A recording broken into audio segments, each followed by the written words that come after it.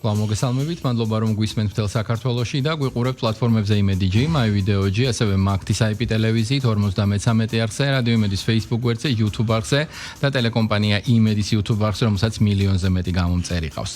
23 და 24 მაისს ქართველი ვარსკვლავების ეთნოკონცერტი გაიმართება. ეთნოკონცერტს ქვია არის ასეთი ქვეყანა და ჯემალ და გია ბაღაშვილები წარმოგვიდგენს ამ საოცარ სანახაობას. სწორედ გია ბაღაშვილთან გავაგრძელებთ ამ თემაზე საუბარს. ფოლკლორისტი, ხელოვნებაცოდნეობის დოქტორი, პროფესორი სტუდიაში ყავს უკვე. მოგესალმებით, ჩემო გია, მადლობა რომ დიდი მადლობა მოპატიჟებისთვის და ყურადღების დათმობისთვის. ესე იგი, ჩვენი საუბარი ეთერს მიღმა დაიწყო, რომ გასართობი შოუების კეთებაო, ჩვენ არ გვეშლება, მაგრამ აქ კიდე რაღაც სხვა განსაკუთრებული მოლოდინი გვაქვსო და პრინციპში რომ გადავავლოთ თვალი, თავის სპეციფიკა რასაკვირველია ამგვარ ასე ვთქვათ ღონისძიებას აქვს. აბა გითხარით, ეხა რაზეა ლაპარაკი და ისი ნახველები უნდა გავხდეთ 23 და 24 მაისს. კი ბატონო. ერთი იმდენი პლატფორმა ჩამოთვალეთ, მე თვითონ იცით რომ თქვენ ამ რადიოს და თქვენი გადაცემების ერთგული მსმენელი ვარ და მიხარიო რომ პლატფორმების რაოდენობა იმატებს და მივესალმები დიდი პატივისცემით თქვენს რადიო მსმენელებს და არა მხოლოდ რადიო მსმენელებს, უკვე გვიცხერენ კიდეც თანამედროვე რეალობა ეს გახლავთ და ჩვენთვის გამორჩეულად საინტერესო და თანაც საპასუხისმგებლოა ეს კონცერტი. ყველანაირად ვცდილობთ მამაჩემი მე რომ ჩვენი მოგზაურებული ხელოვნების ფარგლებში წლების განმავლობაში ეგრეთ წოდებული ესეთი ეროვნული ხაზი გავატაროთ, შეიძლება ისაგვარად როგორც ჩვენ ვახერხებთ, რამდენადაც შეგვიძლია და იმათროულად ჟანრის ფარგლები რამდენადაც გვაძლევს ამის საშუალებას. რაც შეეხება საკუთრივ ეს ამ კონცერტს, ეს გაცილებით მეტად გვაძლევს აი იმ სათქმელის გამოხატვის ასპარეს, რომელიც უკავშირდება ჩვენს იდენტობას, უკავშირდება ჩვენს კულტურულ თავისთავადობას, რაც ერთი მხრივ არის თითქოს ერთგვარი იმანენტური მოცემულობა, რომელიც თითქოს სულ არსებობდა, ამ დროს ეს ასე არ არის და მისი ფორმირება საუკუნეები დაჭირდა და ამაზე იზრუნა ჩვენმა გენიალურმა წინაპარმა ეპოქების განმავლობაში, მაგრამ დღეს, როდესაც მიდის აი საყოველთაო გადასინჯვის ესეთი რაღაცა პროცესია მთელ მსოფლიოში, რომ რა არის ღირებული, რა არა, რამ შეიძლება რომ დაკარგოს აქტუალურობა და რა გაუძლებს, აი იქნება კონკურენტუნარიანი და რაც ყველაზე მთავარია ჩემი აზრით დღევანდელ დღეს აქტუალურობის ნიშნით, რომ რა არის წარმატების მომტანი და ქართველი კაცის გამარჯვება რაზე შეიძლება გამოიჭედოს. ასეთ დროს პრეცედენტები არის ძალიან მნიშვნელოვანი და რომ მიიხედავთ თუ რა მოგვიტანა ჩვენ წარმატება, რა არის ის, რასაც ჩვენი წვლილი გვაქვს შეტანილი ზოგად საკაცობრიო საგანძურში და რა არის ჩვენი ეროვნული გამარჯვებები, ეს ყველაფერი ისე საოცრად არის დაუნჯებული, ხორჩშესხმული და საბედნიეროდ დღევანდელ დღემდე აი ჩემს აღმზრდელს კუკური ჭოხონელიძეს დიდებულ ქართველ მეცნიერს, ცნობილ ფოლკლორის აქვს ესე ნათქვამი, იმდენად ფესვმაგარიაო ქართველი კაცის ზეპირი მეხსიერება, რომ დღევანდელ დღემდე ეს ყველაფერი მოტანილია ქართულ ზეპირის სიტყვიერებაში, ცეკვაში, სიმღერაში და აი ამ ყველაფრის ჩვენი აზრით საინტერესო და ახლებური რაკურსით წარმოჩინება შევეცდებით აი ამ კონცერტებზე და საამისო, რა თქმა უნდა, ძალისხმევას არ ვიშორებ და თან ძალიან საინტერესო ძალები ყავს თავმოყრილი, ერთი მეორეზე ნიჭიერი 80-მდე მონაწილე აქ არის გუნდი მძლევარი, მათ შორის 60 კაცი აქ არის თავმოყრილი და არიან ძალიან საინტერესო არტისტები სხვადასხვა სფეროს. დრამატული თეატრის მსახიობებიდან დაწყებული, აი პოპ კულტურიდან ცნობილი მომღერლები, რომლებიცაც ეს ახლებური ამპლუა იქნება და შესაბამისად მათთან ერთად ჩვენ დიდი ინტერესით ველოდებით. და აქვე ვეთქვი მაყურებელს ინფორმაციას მივაწვდით, იმიტომ რომ ბევრი გვეკითხება მიუხედავად რომ ჩვენ ვცდილობთ რომ ყველა პლატფორმაზე, მათ შორის ჩემს Facebook გვერდზე, ჩვენი შოუს, ანუ გია ბაღაშვილის Facebook გვერდზე, ჩემს YouTube არხზე თუ ჩვენი შოუს Facebook გვერდზე მივაწოდეთ ეს ინფორმაცია. არის კი ბატონო და მადლობა ჩემს გამომწერებს ესეთი ყურადღებისთვის, მაგრამ ახაც ვისარგებლებ და თქვენ მრავალრიცხოვან აუდიტორიას ვეთქვი, რომ ბილეთები ჯიზე არის შესაძლებელი შეძენა ბილეთებისა და ასე რომ ველით მოუთმენლად მოგებულს. გია, თქვენ როგორც ადამიანი, რომელიც ბევრი წელია ფაქტობრივად საქმიანობთ ფართო აუდიტორიისთვის და ეს აუდიტორია წლიდან წლამდე იზრდება, როგორ სასიამოვნოც არ უნდა იყოს, ხო? თითქოს ხვდებით რა რჩება მარადიულად, ანუ რა ინტერესებს საზოგადოებას და რა შეიძლება დრომ შეცვალოს. როგორ ფიქრობთ, ასეთი ტიპის კონცერტებში რა არის ის მთავარი ხაზი, რაც დასაცავია? აი მამა, დამდგმელი რეჟისორი, ბატონ ჯემალს არ გაუჭირდება იპოვოს ის, რაც ყველა დროს, ყველა ეპოქაში მნიშვნელოვანი და თან ერთის მხრივ იყოს ის მუდმივად რაღაცნაირად ტრენდული, ასე ვთქვათ, ის რასაც თანამედროვე ეპოქა გვთავაზობს. ამ შემთხვევაში ეს ღონისძიება როგორი იქნება? ერთის მხრივ დიდებული, ვთქვათ, ფოლკლორული საუნჯით, რომელიც მოდის და მეორეს მხრივ ის ენა, საკომუნიკაციო თუ სხვადასხვა საშუალებებით, რითაც, ვთქვათ, ფართო აუდიტორიას დღეს გააჩერებ დარბაზში. ისიც რა არის? მუდმივი ჩემი აზრით, რაც არის, ეს არის ნიჭიერება და ეს არის პროფესიონალიზმი. აი ეს ორივე ჩვენ, ასე ვთქვათ, მომზადებული და მომარაგებული გვაქვს ამ ჩვენი წარმოდგენისთვის, იმიტომ რომ მართლაც თავის სფეროს შესანიშნავი წარმომადგენლები არიან, დავიწყებ მათით, იმიტომ რომ არტისტია მთავარი სცენაზე, როგორც ბატონი კახიკავსაძე იტყოდა და აბსოლუტურად დავეთანხმები. რაც უნდა ჩანაფიქრი ქონდეს, ვთქვათ, მამას და მე, როგორც აი ამ საღამოს ავტორებს, ამის დამიუხედავად თავარი არის სცენაზე ვინ გამოიტანს და ვინ იტყვის სათქმელს. აქვე ვიტყვი რომ წამყვანები ვართ გია ბურჯანაძე, ჩვენი სახელოვანი არტისტი და ჩემი დიდი მეგობარი, ვისთან ერთადაც არაერთი პროექტი გვაქვს გაკეთებული, მათ შორის ერთ-ერთი სამწუხაროდ ისე ფართოდ იგადაიცა ეს ტელევიზიით, მაგრამ ისე ფართოდ არ არის მაინც ცნობილი. თავის დროზე სწორედ ჩვენი უდიდესი პიროვნების, უდიდესი ქართველის პატრიარქის, მისი უწმინდესობისა და უნეტარესობის ილია მეორის ინიციატივა გახდათ, რომ ჩვენ ჩაგვეტარებინა თავის დროზე გიორგობისადმი მიზღვნილი ესეთი საღამო, რომელიც მიყავდა მაშინ გია ბურჯანაძეს, თემურ ციკლაური გაიქ სცენაზე და ძალიან საინტერესო სანახაობა იყო. დაახლოებით ეს იგივე სულისკვეთება იყო, ოღონდ ცოტა სხვა მიმართულებით. აი გია ბურჯანაძე და მე ორი ვიქნებით წამყვანი, თანაწამყვანები აი ამ საღამოსი. გარდა ამისა სცენაზე იმღერებენ დოდონა ნამორაძე, ლუკა ჭანიშვილი, არ მხოლოდ იმღერებენ, იქ ცეკვა და სანახაობა კიდევ საინტერესო არის ჯანო იზორია, ნიკო ნანიტაშვილი, მაია მამსირაშვილი, შაბან მამედოვი, ძმები გოჩა და ბექა ბიძინაშვილები, ანსამბლერი სიონის სოლისტი ილია გელაშვილი, ნათია გოროღლიშვილი და სხვები. რაც შეეხება თვითონ სათქმელს, ჩემი აზრით გამორჩეული იმითი უნდა იყოს, რომ აი რასაც მე მაგალითად წარვადგენ საერთაშორისო ასპარეზზე უცხოეთის უნივერსიტეტებში, როდესაც საჯარო ლექციებს ვკითხულობ, აი თავარი სათქმელი, ოღონდაც ადაპტირებულ საკონცერტო ფორმასთან, აი ეს არის შერწყული, ანუ ეს არ არის ლექცია, მაგრამ ეს არის ერთგვარი შემეცნებითი მიმართვებით, შემეცნებითი ასპექტით წარმოდგენილი კონცერტი, რომელიც ვფიქრობ, რომ ყველა თაობის ადამიანისთვის საინტერესო იქნება და რა თქმა უნდა, თუ მაინდა-მაინც ესეთ დღეს პოპულარულ ტერმინს სამიზნე აუდიტორიას ვახსენებთ, სამიზნე აუდიტორია პირველ რიგში, რა თქმა უნდა, არიან ჩვენთვის მოზარდები, ბავშვები, ახალგაზრდები, ვისაც დღევანდელ არც თუ მარტივ ეპოქაში მრავალ თანამედროვე ცივილიზაციური გამოწვევების ფონზე საფიქრალი აქვს ის, რომ რაც მე მომდგამს ეს ტრადიცია, ეს მე რამეში გამომადგება თუ უბრალოდ არსებობდა და მე დიდად არ მეხება. ჩემამდე იყო და შეიქმნა და ნუ აი ეს მოცემო მე რაში მეხება. და მე ამაზე თუ უნდა ვიდგე რა ნიშნით. რაში დღეს ხო იცით, მიდგომა ძალიან ხშირად ახალგაზრდებს და ეს არ გაემტყუნებათ მათ, არის პრაგმატული, იმიტომ რომ დრო არის თავად პრაგმატული და საკმაოდ ულმობელი. ზაფრი კონკურენციის ეპოქა და თანაც ჩვენ აი საერთაშორისო ასე ვთქვათ ასპარეზზე ვინაიდან ვართ, შესაძლებლობების შესაშური და ბრწყინვალეა, მაგრამ კონკურენციას ფაქტობრივად 8 მილიარდიან აი სამყაროსთან ვართ პირდაპირ ეს 3 მილიონი ნახევარი თუ 4 მილიონი ამდენისა ვართ ღმერთმა გვამრავლოს ერი და ასე დროს შინაგანი რწმენაც და გარდა ამისა კაფიო განცდა იმისა თუ რა არის წარუვალი ფასეულობები რომლებიც უბრალოდ დრომ კი არ მოიტანა და ჩემთვის მოცემულობაა და მე არაფერი მიმართება არ მაქვს არამედ რაზე შეიძლება ვიდგე და რა მომცემს მე წარმატების საფუძველს და დასაბამიერი კითხვა ტრადიციისა და ინოვაციის ურთიერთმემართება რა შეიძლება იყოს აი ამას შეძლებს ზაგვარად ვფიქრობთ რომ ჩვენს კონცერტზე პასუხი თუ არ გაეცემა ყოველ შემთხვევაში ჩვენეული ხედვა იქნება და ჩვენთვის ყოველ შემთხვევაში იმდენად ემოციურად რაღაცა დამაჯერებელი და შთამბეჭდავია რომ ხშირად აღვინიშნავს რომ ასა რეპეტიციაზე ასეთი ჟრუანტელი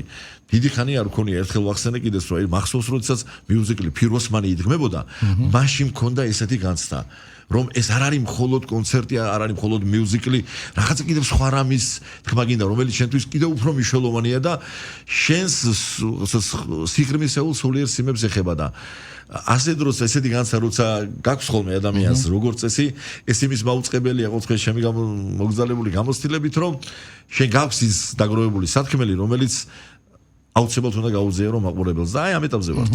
როდესაც უკან ბრუნდება მაყურებელი, ძალიან მნიშვნელოვანია ის ემოცია გაყვეს დიდხანს. რას ეფუძნება ეს ემოცია, რომელიც დარბაზიდან მიაქვთ? იმ ფესმაგრობას თუ რაღაც ახალს, რომელიც შეიძლება თავად ყოველ ღონისძიებაზე და ყოველ კონცერტზე, თუნდაც იმპროვიზაციით დაებადოთ. ორივე მნიშვნელოვანია იყოს სცენაზე დღეს. აუცილებლად. იმიტომ რომ ხელოვნების განსაკუთრებით ეგრეთ წოდებული მუსიკური, ანუ დროში განფენილი, დროში განხორციელებული ხელოვნების ხიბლი სწორედ არის გარკვეული წინასწარ განუსაზღვრელობა. გარდა ამისა, დიდწილად აი ჩვენს ბიძინა მახარაძეს სულ სხვა სფეროს დიდოსტას ამ შემთხვევაში გულისხმობ მოგეხსენებათ იუმორს ბატონი ბიძინა მახარაძე ამ შემთხვევაში იქნება თქვა მაყურებლის რანგში ჩვენთან მოწვეული, მაგრამ მას უყვარს ხოლმე თქო რომ მაყურებელმა ასე მათამაშა დღეს. იმიტომ რომ მოგეხსენებათ მარტო ავტორი და შემსრულებელი არ არის, აი ცნობილი ტრიატარო ავტორი, შემსრულებელი და მიიმღები, ანუ რეციპიენტი, მაყურებელი. მისი უდიდებულესობა მაყურებელი, ისო ბატონ კახის და ვესესხები. აი ის დიდწილად განსაზღვრავს ხოლმე, მაგრამ ასეთ დროს შენ უნდა გქონდეს სათქმელი და ერთი უმნიშვნელოვანესი კიდე რაც არის, როდესაც მაყურებელს აქვს და ჩვენც ამას ვთვლით რომ მისი გვარჯილაკის ნიჭიერ წარმომადგენლებთან შეხვედრის, თან როცა ბევრი ნიჭიერი ადამიანი, რომელიც დიდი ხანი ამაზე ფიქრობს, აი მთელი ცხოვრება და პლუს ის თვეები, რასაც ჩვენ ვამბობთ საკუთრივ აი ამ კონცერტზე მუშაობას, ერთად არის წარმოდგენილი, ის რა თქმა უნდა არის ძალზე შთამაგონებელი და მართალია ეს კონცერტზე არა, ლექციაზე აქ რა თქმა უნდა, მაგრამ ხშირად ვეუბნები ხოლმე ჩემს სტუდენტებს, ფანტასტიკური ფრაზა აქვს დიდ ქართულ მოაზროვნესა და მეცნიერს ბატონ შალვა როზოვიძეს, ნათქვამი რომ ლექციაო ცოდნის გადაცემაზე უფრო მეტად შთაგონების წყაროთ უნდა იქცესო. აი ჩვენ ძალიან ბედნიერები ვიქნებით თუ ეს კონცერტი გარდა იმისა რომ მოისმენენ თქვა სიმღერას, ცეკვას ნახავენ, ქართული ზეპირის სიტყვიერების მარგალიტებს მოусმენენ და ჩვენეულ პოზიციას გაუზიარებთან მე ვფიქრობ რომ აუცილებლად იქნება გარკვეული შთაგონების წყარო, ყოველთვის ჩვენ ამის იმედი გვაქვს და ამის საფუძველს ვხედავთ. ახალგაზრდები ახსენეთ, მოზარდები, რომლებიც ასურველი ასევე ისხდნენ ამ დარბაზში და უძღერდნენ ამ კონცერტს. რა უნდა გაკეთდეს დღეს იმისთვის, რომ აი ეს ახალგაზრდები რაღაცნაირად რომელიც სოციალურ მედიაში, სოციალურ ქსელებში არიან, ფაქტობრივად აქ ცხოვრობენ, მოვიყვანოთ ფიზიკურად და ვანახოთ ეს. ხშირად, როდესაც თქვათ ესეთი შეკითხვები ისმის ხოლმე, მნიშვნელოვანია რომ მათავე თაობამ, ანუ ერთგვარმა ინფლუენსერმა, გარკვეული ვთქვათ ბიძგის მიმცემმა რაღაცნაირად აჩვენოს და აყვალინოს ნდობა ყოველ შემთხვევაში მათ მიმართ უფრო მაღალია. მუდმივად არის თუ არა ვთქვათ პრობლემა ისიც რომ ახალგაზრდები წამოვიდნენ წინა პლანზე, დაინტერესდნენ, იდგნენ სცენაზე და მიიღონ მონაწილეობა ასეთ ღონისძიებებში. სულად დაგეთანხმებით ორივე მიმართულებით. რაც შეეხება სცენაზე, აქ სამი თაობის წარმომადგენლები იდგმებიან სცენაზე. თვითონ გუნდში მძლევარი არიან სულნორჩი მომღერლები, არიან მოზარდები, არიან იქვე დაფრთიანებული დღეს უკვე ჩინებული პროფესიონალები და რა თქმა უნდა მათივე ასაკის ადამიანებს თანაგანცდა უფრო მეტად ექნება. რაც შეეხება ახალგაზრდების მდგომარეობა, მე ვფიქრობ, ყველაზე მეტად სწორედ მათ ჭირდებათ დღეს თანადგომა, ამიტომ რომ დღეს ესეთი პერიოდია, რომ მათ კი არა, ჩვენ ასე თუ ისე ხალხს, ვისაც გარკვეული ცხოვრებისეული გამოცდილება გვაქვს, ჩვენ თავის ადამიანს არ ეიოლება, რომ სწორი, ვთქვათ, ანალიზი გააკეთოს და მიხვდეს რა ხდება, რა პრობლემებია, იმიტომ რომ ცივილიზაციური ისეთი გამოწვევებია, რომელიც თუნდაც იგივე ხელოვნური ინტელექტი ავიღოთ, რომელიც ფანტასტიკურ შესაძლებლობას მოაქვს, მაგრამ სად არის იქ ადამიანის ადგილი, შემოქმედებითი ინიციატივა, რა დონეზეა? ხო, აი ამ ქაოსის დროს გადარჩე ხელოვანების ძალიან მნიშვნელოვანი. აი ასე დროს რაზე უნდა ვიდგეთ და რა არის ის ფასეულობები ის უმნიშვნელოვანესი ზოგადსაკაცობრიო მნიშვნელობის კულტურული ღირებულებები, რომლებიც ჩვენს ერს შეუქმნია და რომელიც დღეს გვაძლევს იმის ნიმუშსაც და მიმართულებასაც თუ ამ გზით როგორ შეიძლება რომ ჩვენ ხვალდაზე წარმატებას მივახციოთ როგორც ინდივიდუალურად ესე ერთიანად აი ეს სათქმელიც გვექნება შეძლების დაგვარად წარმოჩენილი კონცერტზე და თანაც მე თვითონაც ვიწერე ჩემ თავს რომ ცალკე აღებული თითქოს ეს ყველაფერი სხვადასხვა ადგილას მოგისმენია იცი ყური მოგიკრავს ან შენ თავად გიფიქრია მაგრამ აი ერთად თავმოყრილი სულ სხვა ძალაგდაზე მოქმედება მით უმეტეს წარმოჩენილი მუსიკალური ეხლა რატოა მნიშვნელოვანი ამ ყველაფრის წარმოჩენაზე რომ ახსენებ იმიტომ რომ უამრავი დიდიერია მათ შორის იგივე თქოთ ევროპაში და არა მხოლოდ რომელსაც აქვს საოცრად დიდი კულტურა, უდიდესი ზეგავლენა დღევანდელ დღეს, მაგრამ არ აქვს ის ბედნიერება, რაც ჩვენ, რომ კონდეს საუკუნეების სიღრმიდან, მეტიც 1000 წლეულების სიღრმიდან შემორჩენილი დღეს რეალურად მჟღერი ფოლკლორული ნიმუშები, რომლებიც ხადად გვაჩვენებენ იმას თუ რა არის ჩვენიერი სააზროვნო სისტემა და ყველაფერთან ერთად სწორედ აი ამ ინდივიდუალიზმითა და აი ამ ორიგინალური მუსიკალური ენითა თუ აზროვნებით ფასდებით ჩვენ თანაც ამ ყველაფერს სხვა ეს ახლა არ დამიწყე ამაზე ფიქრები რომ დაახლოებით 10 წლის წინათ დავიწყე მე პირადად ლექციების სერია, რომელსაც საქართველოს სხვადასხვა კუთხეებში ვატარებდი და დღესაც ვაგრძელებ, ასეთი სახელწოდებით ტრადიცია და გლობალიზაცია. და აი ეს მიმართებაც იქნება გარკვეულწილად ამ კონცერტში ასახული. არის ასეთი ქვეყანა ასე ქვია ეთნო კონცერტს ეს იქნება ქვეყნის წარმოჩენა თავად ქვეყნის მოქალაქეებისთვის ტრადიციის გაცოცხლებით თუ კიდე ახლებური სხვა ქვეყნის კუთხის დანახვით ასე ვთქვათ იმით რასაც შეიძლება ყოველდღე ვერ ამჩნევ შეიძლება შენი ნაწილია შეიძლება შენი ყოველდღიურობა მაგრამ ზუსტად იმ ქაოსმა იმ თანამედროვეობა მის რაღაცა დოზით ვთქვათ უკან გადაწია აი დავით ბატონო თქვენ ზუსტად მიადეკით სათქმელს იმიტომ რომ მოგეხსენებათ კულტუროლოგიაში ორი თავარი ხედვა ორი ძირითადი მიმართულება ერთი კულტურული ინსაიდერის მიერ გააზრებული ანუ შენივე კულტურა შენივე შემეცნებაში რა არის და მეორე კულტურული აუტსაიდერის თვალით დანახული აი ჩვენ შევეცდებით რომ შეძლებს ზოგადად ეს ორივე მხარე იყოს ანუ ჩვენთვის რა არის ღირებული და მეორე მხრივ რა ღირებულება აქვს ეს თქო დანარჩენი მსოფლიოსთვის და ეს აი ამ ქრონოტოპოში რა თქმა უნდა ძალიან მნიშვნელოვანი ასეთ დროს რომ ეს ყველაფერი იყოს აი როგორც ხელოვნების თეორიაში ითქვა გრძნობად კონკრეტული.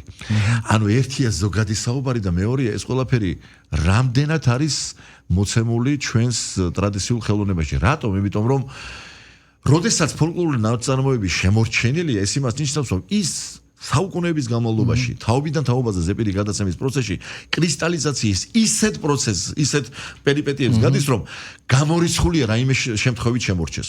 რადგან იგი შემორჩა, უკვე თავისთავად ღირებულია და თავისთავად ასახავს ჩვენს სულისკვეთებას, ჩვენს იდეალებს, ჩვენს არსებას, თქვა ჩვენს უბრალოდ იდენტობას. და ამ ნიშნითაც შევეცდებით, რომ გავამახვილოთ ყურადღებას და რაღაცნაირად გამოდის. საერთოდ მიუხედავად იმისა, რომ მე თვითონ თქვა განათლებით ხელოვნება ცოდნება ფოლკლორისტი ვარ, თეორიული ჯელობები ჩემთვის ძალიან ახლობელია, მაგრამ როცა სცენაზე გამოდიხარ, მაინც თავარი ის გინდა, რომ აი მოდი მაგას გაჩვენებ სცენაზე და რა თქმა უნდა ეს ყველაფერი 23 და 24-ში იქნება. სად იმართება და რომელ საათზე? ეს გაიმართება ძალიან კარგ დარბაზში, ბელიაშვილის ქუჩაზე.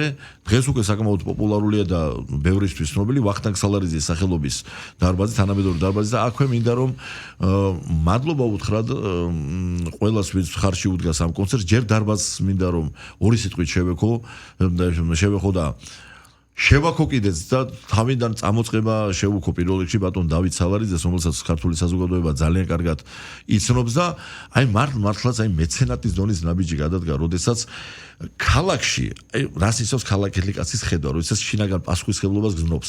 ბელიაშვილის ქუჩა ყველამ კარგად ვიცით, რომ სადაც არის ცნობილი რესტორნები და მოსალოდნელი იყო და დაახლოებით მსგავსი ობიექტი ყოფილიყო იმ კონიუნქტურიდან გამომდინარე რაც არის, მაგრამ ბატონმა დავითმა აირჩია გზა, რადგან დეფიციტია დღეს საკმაოდ საკონცერტო დარბაზისა, ვითომეტეს მაშინ როდესაც ფილარმონიის დარბაზი ახლა რემონტზე დაიკეტა, რომ სწორედ კლასიკური ტიპის თანამედროვე მულტიფუნქციური საკონცერტო სივრცე შემატებოდა ქალაქს და აფერო მას რო განახორციელოდა. ორმაგად მიხარია რომ ჩვენი ძმა და მეგობარი, ჩვენი გუნდის წევრი, ცნობილი მსახიობი, საზოგადოებამ კარგად იცნის, ის საზოგადოება კარგად იცნობს მას, ბატონი მერაბ გეგეჭკორი არის დირექტორი და შესანიშნავად უძღვება ამ ყველაფერს როგორც მენეჯერი.